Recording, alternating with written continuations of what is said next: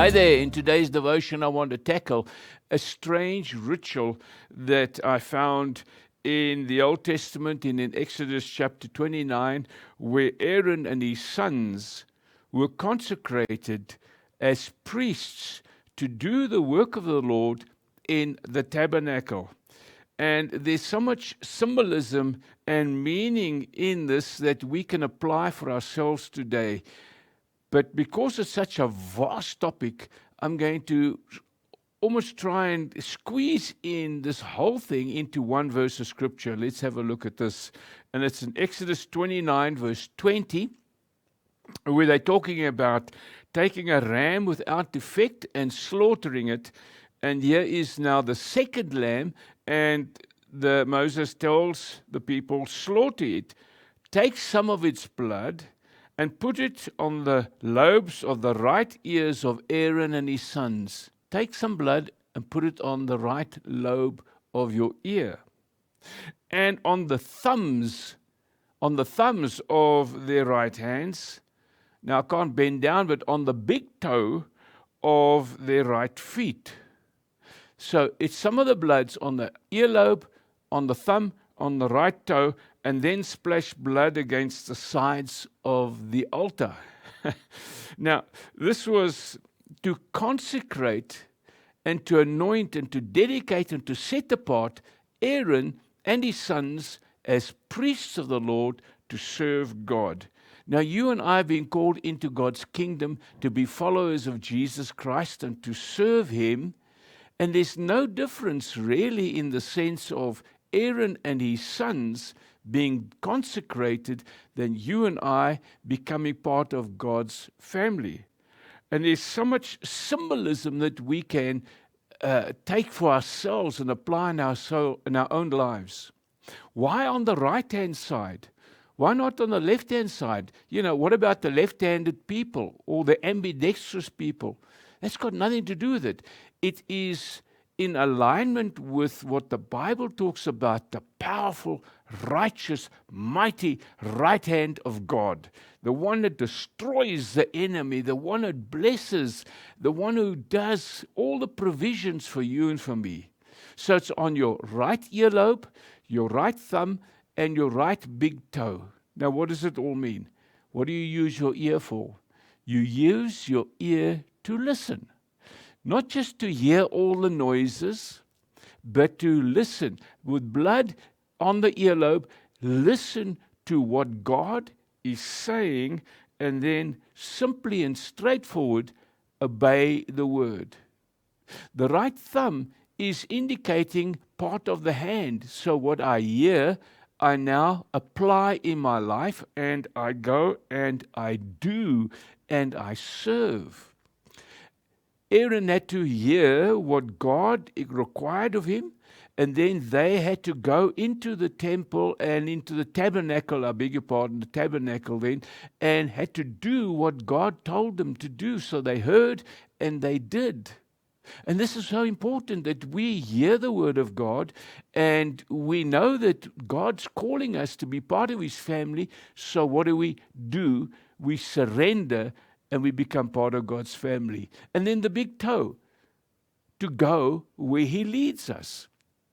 And we see that in the life of Aaron and the priests over the years, that they were in the desert and the Sinai desert, and now they're coming into the land of Canaan, and there's the barrier of the river Jordan, and they're walking. When their feet hit the water opened, and they went into the promised land. So what are we saying? I'm being anointed by the blood of the Lamb. There goes the Lamb of God who takes away the sins of the world, John the Baptist said. Jesus, I hear His message.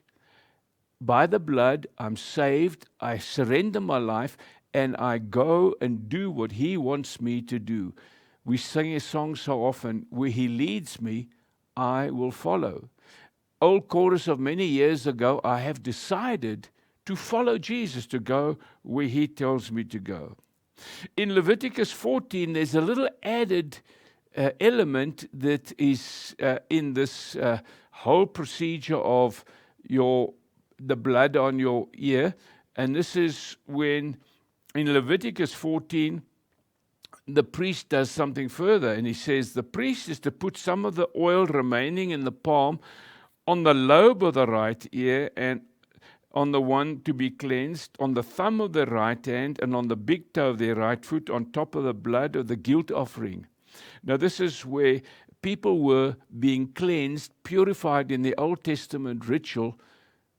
You cleansed, you healed from leprosy, blood on your ear, blood on your finger, on your right thumb, blood on your toe, but oil as well. Oil there, oil there, oil there. And we know the oil represents the Holy Spirit. So what is, without going into a lengthy explanation, and I encourage you to go and read Exodus and to see what it's all about. I'm saved. I hear the word of God. The blood saves me. I surrender and I do what God is doing for me. And the oil representing the Holy Spirit empowers me to do what He wants me to do, to go where He wants me to go. Now, just before I close this devotion, you might say to me, okay, Peter, but that's all Old Testament. That's all Old Testament. Excuse me, let's have a look at what Peter writes, or not me. 1 Peter 2 verse 9, he says, you, me, us, we are a chosen people. Listen to this, a royal priesthood. Yes, we are priesthoods. A holy nation, God's special possession. So special that He says, I've got you in the palm of my hand and nobody's going to pluck you out. Isn't that fantastic? Why? So that you can be part of a church? Yes, of course. So that you can read your Bible? Yes, of course. So that you can pray? Yes, of course. But what? So that you may declare the praises of Him who called you out of darkness into His wonderful light.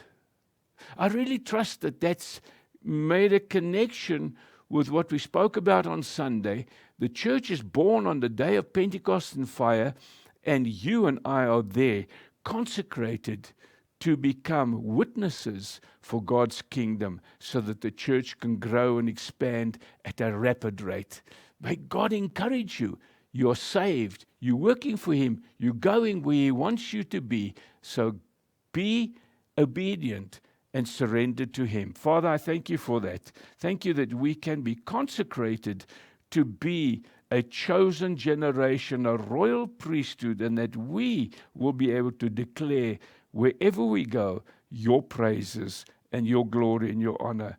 In Jesus' name, amen. God bless you.